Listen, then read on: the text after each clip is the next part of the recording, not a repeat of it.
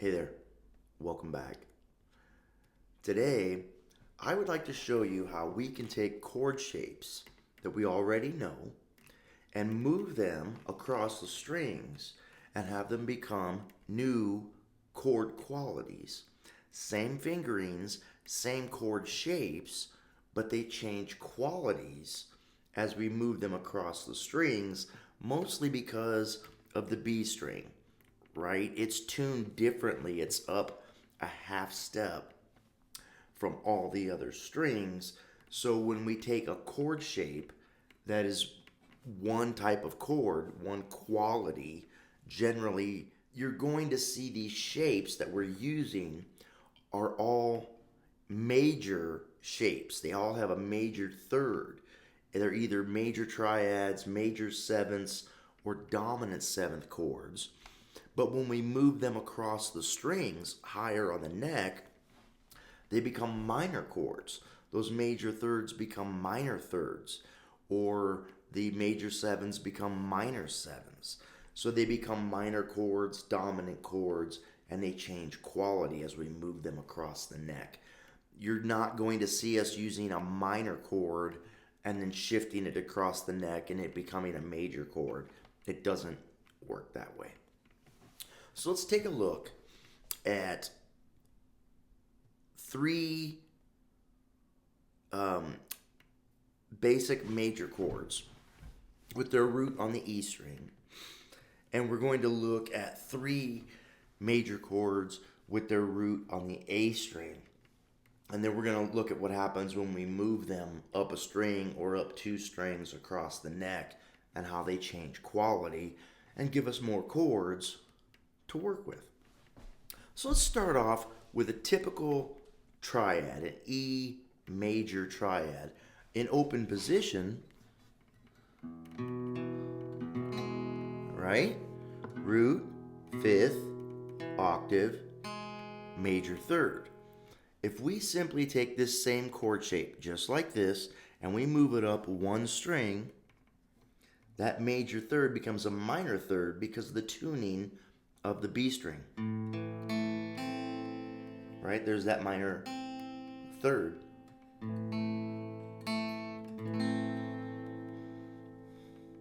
Versus the major third. Major, minor.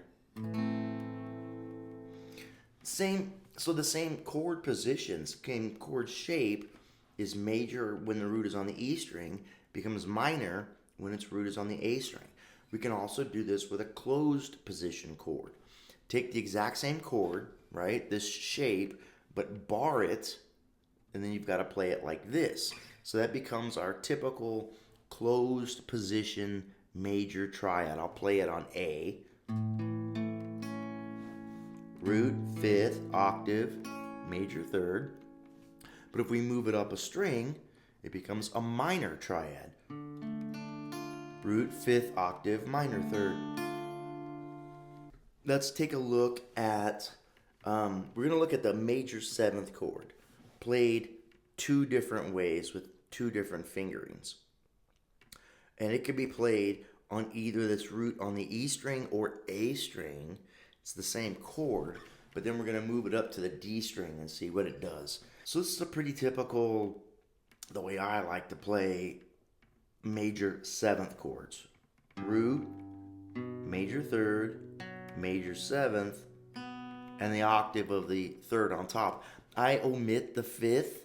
If you want to play the fifth, you could play it this way and you'd have to stretch your finger down to get the fifth. But the fifth isn't a chord tone that changes the quality and shapes the color of the sound. It's the thirds and the sevenths. And so I prefer to just double up on that third and have it that way. So root, major third, major seventh, and then an octave of the major third on top. So if we want to play the same chord on the A string, we need to bring the pinky up one fret to get the octave of that major third.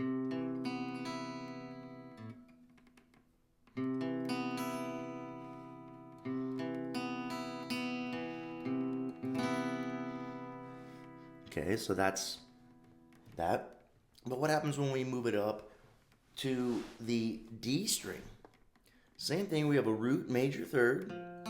That doesn't change, but our major seventh becomes a minor seven.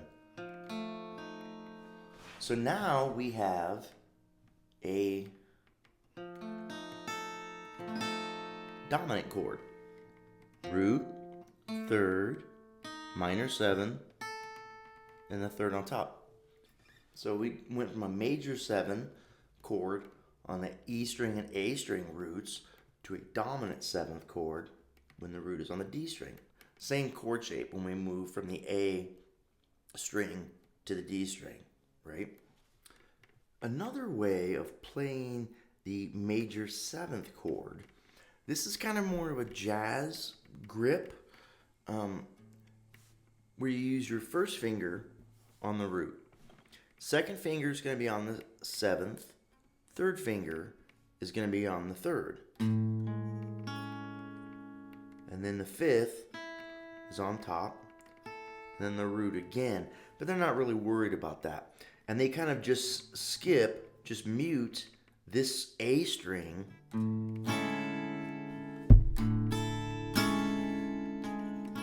Especially if you're playing finger style, right? You can just skip right over that A string. But for this purpose of what I want to show you, a simple alternate version of this chord takes the pinky, because it's already there, and lays it down on the fifth. You have to arch it a little bit. You have to see how I arch my pinky. You can't lay it down flat because you'll block the major seventh or minor seventh being played. So make sure you arch that pinky a little bit. Now I have a major seventh chord, root, fifth, major seventh, major third, but with its root on the E string. But if I take that and I put it on the D string, root on the D string, same exact fingering, it's a little bit easier on the D string, and we have root, fifth, minor seventh, and minor third. Notice sevenths are always one string below the third, same fret. Here we have root, minor seven, minor third, major seven, major third, up here, major seven, major third. So if you play the seven, the third, the equivalent third, so if it's the minor seven, the minor third is on the same fret, one string up. Major seventh, major third, minor seven, major third for a dominant chord. Okay, so we're taking this same major seventh closed position shape,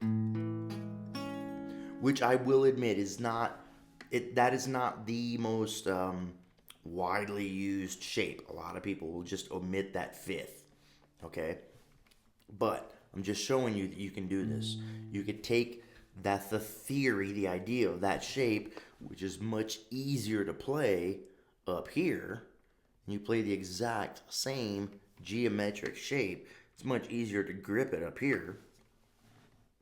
And now you have a minor seventh chord. So let's take a look at some chords with their root on the A string. Let's look at some major triads and see what happens. So if we have a typical A major triad in open position, right? But if we bar that, it's going to look like this. Root on the C, and then the top three fingers just mashed down. Fifth, octave, major third. So there's our major triad. In this case, C major triad. So when we move it up to the D, we get a major seven chord. Root, fifth, major seven, major third on top.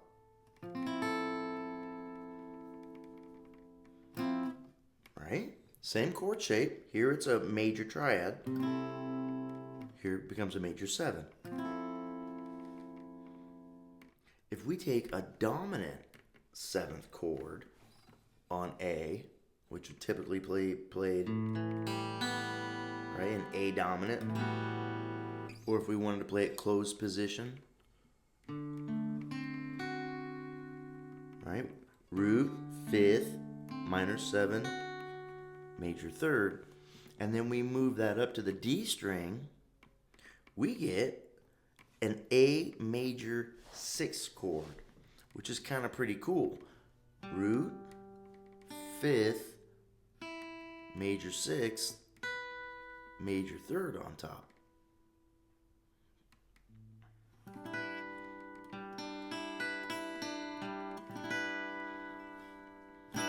Now, the reason this is so cool is because the major pentatonic scale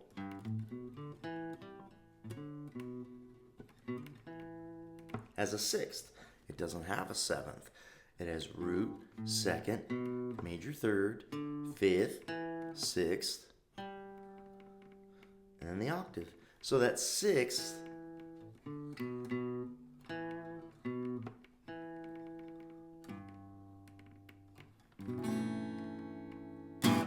major 6th is kind of one of those notes that really helps give the major pentatonic its color and its quality, because it's not a chord tone, it's not a 7th, it's just a color tone, a 6th. So with this chord, we're getting that. We're getting the root, 6th, and the 3rd. You can hear it.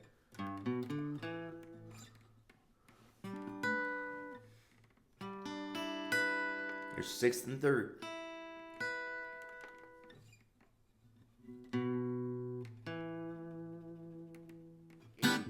Let's look at one more with its root on the E string, and that is a dominant chord, like the E dominant. Root, 5th, minor 7, major 3rd. Well, when we move it up one string, we know that major 3rd becomes a minor 3rd. So now we have a minor 7th chord. Here we have the minor triad with the octave to the minor 3rd. This is the minor 7.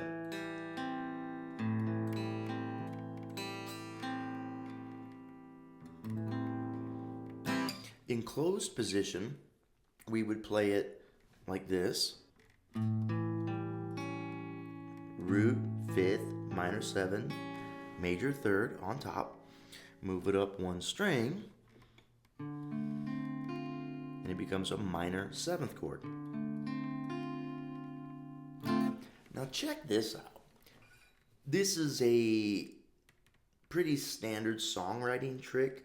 It's been used in a lot of jazz and R&B and soul and pop tunes, and there's a wonderful device called secondary dominance, where you take a dominant chord from another key and you use it to set up a chord that's coming in your progression. It creates harmonic tension and release between your chords. So let's say we are in the key of C, C major. My 2 chord is going to be D minor, and my 3 chord is going to be E minor. See, I'm using those same shapes, so minor 7 shapes. But if I wanted to play the dominant 7th chord leading into those chords, same shape. Now I can use secondary dominance, this big fancy idea, but it's the same chord shape. Here's the dominant chord. If we were in the key of C, the dominant chord would be G, okay? But we're going to use a dominant B chord, which is going to set up the E minor. And then we're going to use a dominant A chord, which is going to set up the D minor. Then we're going to go to G dominant, which is going to set up our root. Very hip progression, one chord shape. Dominant, minor 7, dominant, minor 7, dominant, to the 1. Another really cool trick if you want to kind of get, here's a Pink Floyd trick, right? A lot of people do it, but you'll hear it in country songs and Beatles tunes, but to my ear, I hear it mostly in kind of Pink Floyd stuff. It really reminds me of some of their music. So we're using that same progression, right? The dominant chord to the minor 7, dominant chord to the minor 7, but we're going to stay on this D, and we're going to make this D a dominant. We're going to go from the minor to the dominant, which is then going to set up the G dominant chord. So just without shifting root, just changing the quality.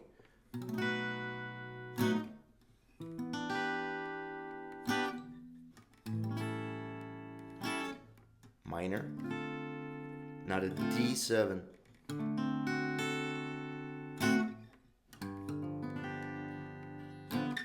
There's something about that going from a minor 7, and all we're doing is making the minor third a major third.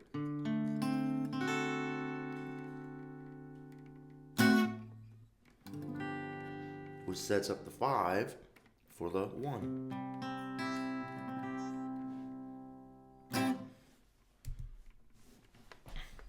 So really hip progression that you can get a lot of mileage out of, and you're going to hear in a lot of great songs. They use it a lot in bridges and choruses and outros, that secondary dominant to a minor chord or dominant to a major chord or whatever. So I hope this lesson was helpful. Hopefully it was a way to show you that we could take regular old chord shapes that we already know, major triads, on the E string, make a minor triad on the A string, dominant chords on the E string, make a minor 7th chords on the A string, major 7th chords. Let's do it on the A string. Major 7th, right? And then we put it on the D string, and it becomes a dominant. Take the major triad on the A string, and it becomes a major 7th chord on the D string. Take the dominant chord shape on the A string, and it becomes a major 6th chord on the D string. So I'm sure there's other repeating chord shapes out there, for the guitar. It's a very repetitious geometric fretboard. There's only so many shapes that you can have on this instrument, unless you start getting into alternate tunings, and that changes everything. But for the most part, I hope this lesson was helpful. I hope it showed you some new ways to use some chords that you already may know. And if not, maybe introduce you to some basic chord shapes that you can get a lot of mileage out of simply by moving them across the neck. Thanks a lot. Thanks for sticking around. See you next time.